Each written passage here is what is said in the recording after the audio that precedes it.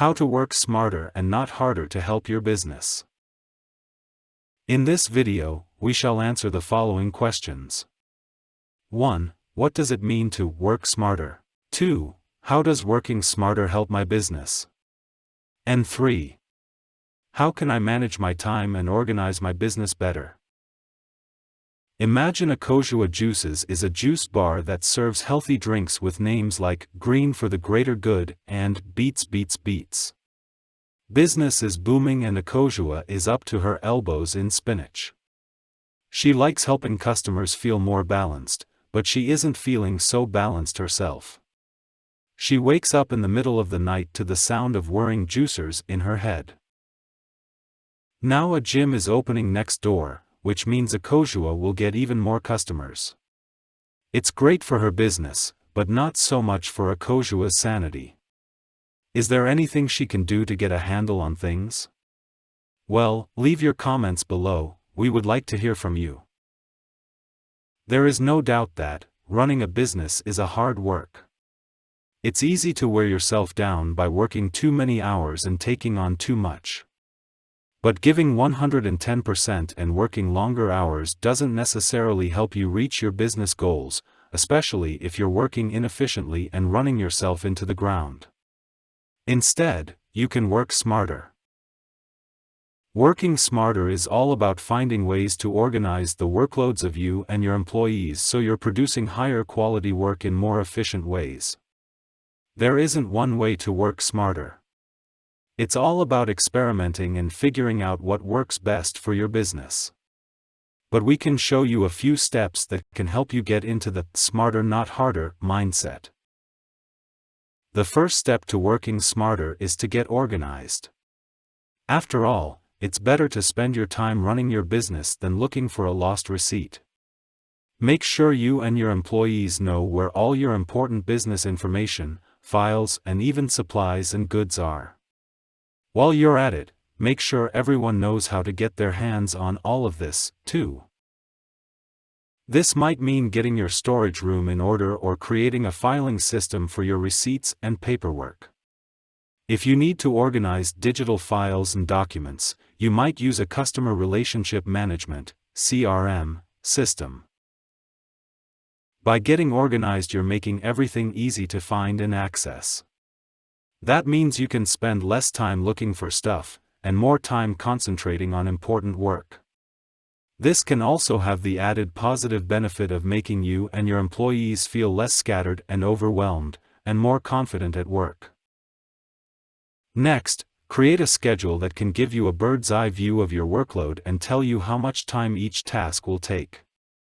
Be as specific as possible when you're creating a schedule. This will help you figure out how much you can realistically do in a day. Ask yourself what your priorities are and how long the tasks will take. Keep in mind that tasks might take longer than you expected them to. It's a good idea to pad your schedule with free time that you can use to finish up tasks and take care of any new tasks that might pop up unexpectedly. Have your entire team create their own schedules in the same way, and then share them with each other. This can help your team understand the group's priorities. Sharing your schedules and calendars with your team can lead to smarter meetings, too. Instead of wasting time emailing each other to find a meeting time that works, your team can just look at people's calendars to see when everyone is free. You can also save time by emailing the meeting agenda and goals to attendees beforehand so everyone can prepare. This is also a great gut check because people might point out agenda items that have already been resolved. You can also be more efficient during the meeting itself. Trying to resolve every issue on the agenda before the meeting ends can make it last forever and keep everyone spinning in circles. Instead, use the meeting to get people's input. After the meeting, use a group email of other social networking service like Slack to follow up on any unresolved issues. This can be a great way to help meetings be more productive and less painful. Instead of hopping on a plane, jumping into a taxi, or walking a few blocks to get to a business meeting, you can save time by holding a video conference. Tools like Google Hangouts, Skype, and Zoom can help you meet face-to-face in the virtual world. Along with smarter meetings, you can save time and effort by creating standardized process in the office. Find the most efficient way of doing a task and then use that as your team's go-to template in the future. For example, you can create a standard follow-up email to send new clients or have set instructions on how to clean your store before closing. Write these processes down and share them with your team. This will spare everyone from having to start from scratch each time they do certain tasks.